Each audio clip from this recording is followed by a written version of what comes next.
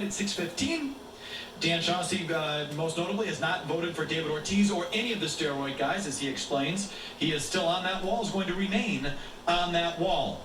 And the Wallach question is the perfect sort of Bobo. I don't mean about Wallach. I mean like this, the Ortiz defender, the Red Sox defender, will say, well, yeah, he failed the sample testing in 2003, but he never failed another test after that.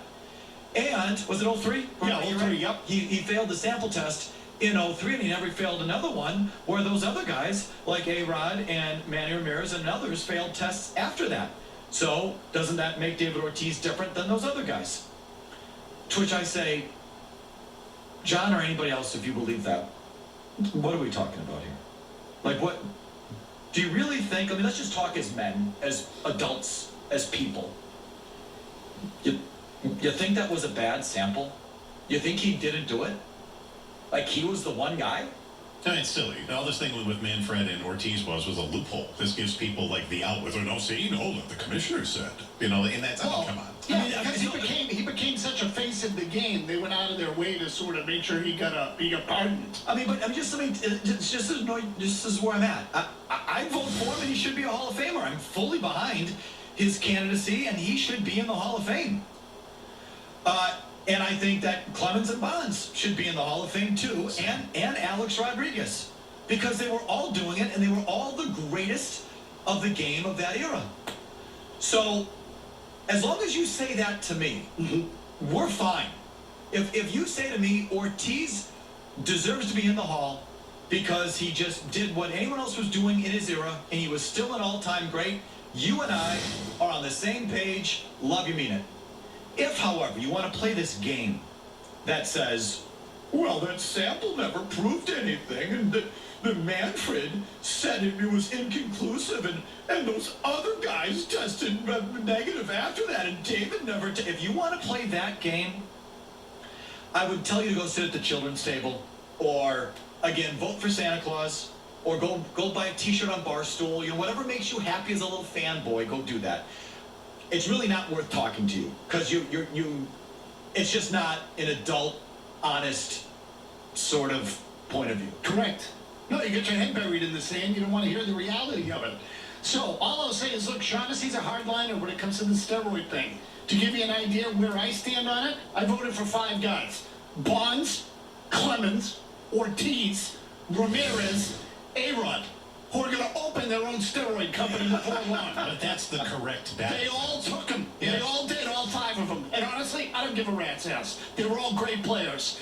And so, like, the ones I am most adamant about are Bonds and Clemens. If you don't have Bonds and Clemens in the Hall of Fame, your Hall of Fame sucks. What are we doing? Your Hall of Fame blows. Well, what are we doing if we don't have... Let's put Craig Biggio in, but not Barry Bonds. I mean, we are talking about, arguably and probably, the best all-around positional player of his era. And again, I would take Griffey over Bonds, but he's right there. And the greatest pitcher of his era, if not all time, both of those guys. You're not going to have those 2 people in the Hall of Fame? Why do we have a Hall of Fame? It's so laughable. And the other thing, too, like... David never failed a test. Oh, it's asinine. Oh, would you stop, It's asinine. It's childish. Of course he did. A lot of them took it. Listen, I'm not going to do this today. It's his Hall of Fame day, so I won't... But just... I've done it a million times over the 13 years we've been on the air. I did it back in the EEI day. Like, I've been on this forever. Like, come on. Just wake up. They were all doing it. And it's largely okay. I mean, it just is what it is. I guess it's not okay, but it just is. I've told this a million times. The reason Ortiz and some of those Caribbean players didn't get it, like the Balco guys, is because their version of Balco, their version of Victor Conte, was a guy named Angel Presnel.